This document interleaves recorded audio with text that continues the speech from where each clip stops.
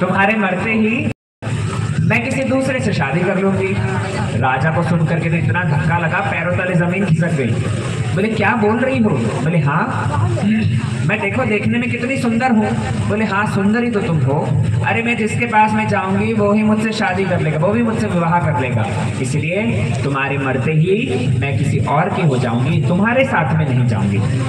राजा सोचने लगा, पहली से इतना प्रेम किया, वो साथ में नहीं गई, दूसरी को पूरे राज्य में दिखाया घुमाया, उसने भी भयंकर धोखा दिया। तीसरी वाली के पास में जाता हूँ, तीसरी रानी जो कि मीठी मीठी बातें करती थी, तीसरी वाली के पास में जब गया है वो थोड़ी सी अच्छी निकली। उससे पूछा साथ में चलोगी? वो कहने लगी कि हाँ साथ चलूंगी, दरवाजे तक चलूंगी। कहाँ तक चलूंगी? राजा कहने लगा दरवाजे तक चलना भी कोई चलना है भला?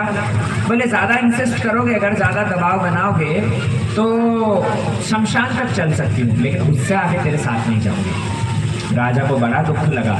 तीनों रानियों के पीछे सारा जीवन गया, लेकिन कोई भी साथ जाने को राजी नहीं। लेकिन जब चौथी रानी थी, चौथी रानी जिसके प्रति सारा जीवन जिसको नेग्लेक्ट करके रखा, ध्यान नहीं दिया, राजा सोच रहा है उसके पास जाए या ना जाए, लेकिन फिर विचार करने लगे कि विवाह किया है, एक बार पूछ लिया जाए। तो राजा उस चौथी रानी के पास में जाते हैं और जाकर के प्रश्न करने लगे, रानी साहब आप साथ में चलेंगी? ये रानी कहने लगी, बोले राजा जी बाकी तीन रानियों का क्या हुआ? बोले उन तीनों के पास में तो जाकर के देख लिया, उनसे बहुत प्रीति प्रेम किया, लेकिन कोई भी साथ में नहीं गई, लेकिन मैं आपके साथ में चलूंगी। ये चौथी रानी कहने लगी कि मैं आपके साथ में चलूंगी, मैं आपका साथ निभाऊंगी।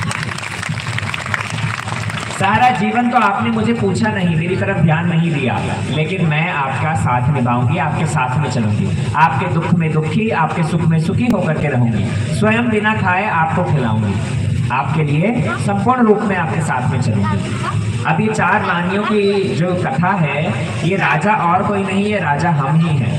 कथा भले ही काल्पनिक हो, लेकिन बहुत सुंदर शिक्षा है इसके अंदर। इस शिक्षा को थोड़ा सा समझिए। राजा और कोई नहीं, वो राजा हम ही हैं, हम सब वही राजा हैं और हम सब की चार चार रानियां हैं। हम सब इन चारों रानियों को ही प्रीति प्रेम करते करते आगे बढ़ते हैं। राजा की जो सबसे पहली रानी, जिससे सबसे ज्यादा राजा ने प्रेम किया, वो क्या है? वो कौन है? अभी हम किससे सबसे ज्यादा प्रेम करते हैं? अरे आपसे कोई पूछे आप सबसे ज्यादा प्रेम किससे करते हो, किससे करोगे? किससे करते हो बताओ? परिवार से और अपने आप से। सब अलग अलग उत्तर देंगे। देखो, कोई कहेगा बेटे से, कोई कहेगा परिवार से, कोई कहेगा पैसा ही सबसे प्यारा है, कोई कहेगा और किसी को प्रेमास्पद होगा। लेकिन देखो शास्त्र विधान है, शास्त्र कहता है इस जगत में ना प्रेम नाम की कोई वस्तु नहीं है। ये जगत में तो भैया स्वार्थ ही बना हुआ है। ये जगत, कड़वा सच इस जगत का यही है कि ये जगत स्वार्थ का संबंध है।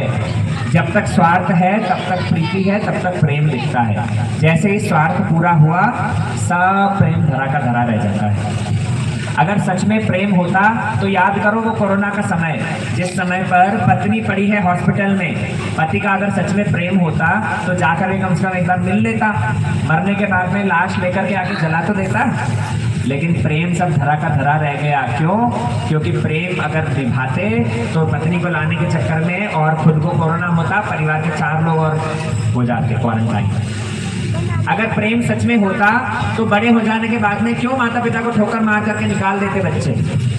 स्वार्थ था, जब तक बच्चे थे तब तक आवश्यकता थी, बड़े बूढ़ों की अब आवश्यकता नहीं है तो घर से निकाल करके कितने वृद्धाश्रम खुले हुए हैं, डोकरे डोकरे घूमते रहे। प्रेम इस जगत में है नहीं भैया, प्रेम बस दिखता है, स्वार्थ का ही संबंध है। जब तक पति डिमांड पूरी कर रहा है तब तक पत्नियों का प्रेम है, जब तक पत्नियों का, जगत की सच्चाई यही है।